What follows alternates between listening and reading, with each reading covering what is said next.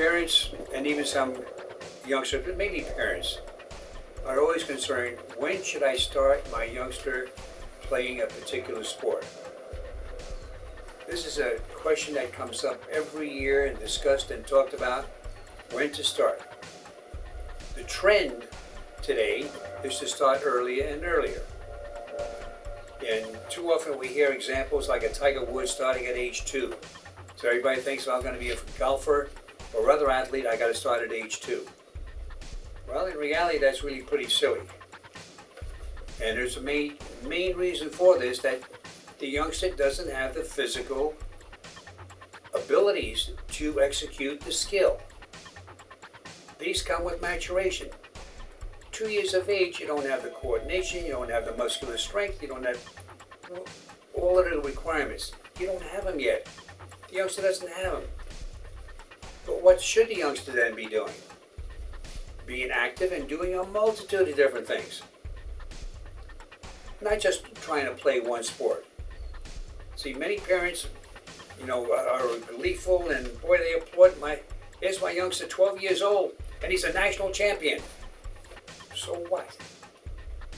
That is no guarantee that he's ever going to be great by the time he's 18. But this is what everyone thinks. So what are you aiming for? To be great at 12 or to be great at 18 or 20 or whatever it might be? So we have to set the objectives, in order and be realistic about the objectives. The majority of youngsters that start at a very early age are burned out and drop the sport by the time they're 14, 15, and 16. So if you want a great athlete by the time he's 18, you don't want to start him early. Now you may say, well, that's heresy. All the coaches tell me, got to start him younger, got to start younger.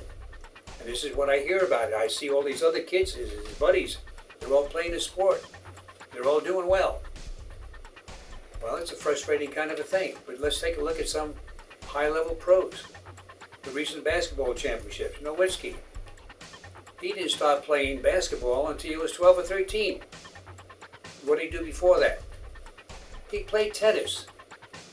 Because he was bigger, he was about a head bigger than all the other players, everybody kept asking him about his age. They thought he was cheating. Mainly because of his height. So he finally got disgusted, listening to all of them. And he says, hey, I'll go back and play another sport. The heck with tennis. Even though he probably could have been darn good in tennis. Especially when you take a look at some of the players today. But then probably even more outstanding is Akim Alajuwon. Let's try it again. We'll cut it. Akim Olajuwon. Olajuwon. Okay, let's take a look at Akim Olajuwon. Now here's a Hall of Famer. But yet he didn't start playing basketball until he was in high school. So you say, well, how did he become so great? Well, the basketball skills can be learned because he had the coordination developed by playing other sports at an earlier age. In other words, he was involved in other activities, like for example, soccer, which is great for learning how to maneuver in agility, speed, acceleration, quickness, running, and so on. Kicking, all of these are very important. So he learned many of these basic skills and coordinations. This is the key. Now, when he became a teenager in high school, he had the physical and technical abilities to a certain extent to learn the basketball skills. Many of them duplicated or built on what was already developed in this other sport or other activities. So this is how they develop what is necessary. They develop the ability to learn the sport and learn it well. So that's why the learning can be very, very fast. Iverson, he was another great example in basketball.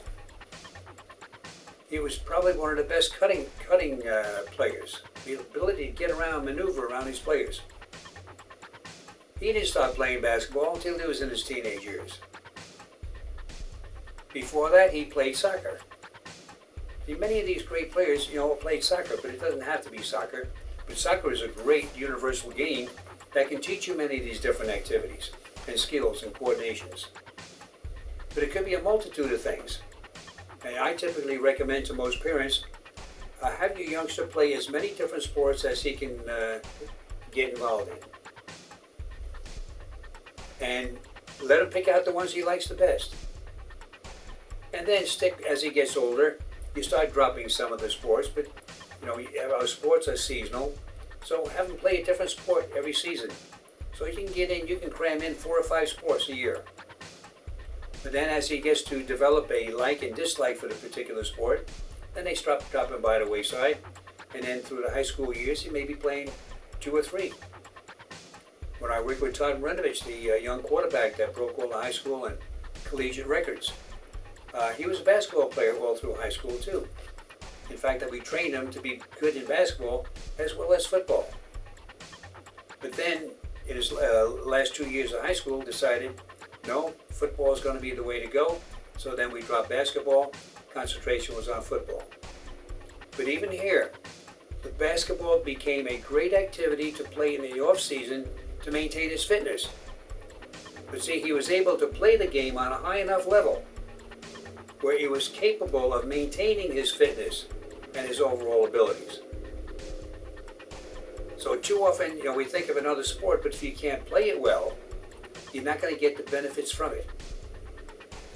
So this is what becomes important. This is why it's important to have a 2 or 3 letter athlete. Let him play 2 or 3 different sports.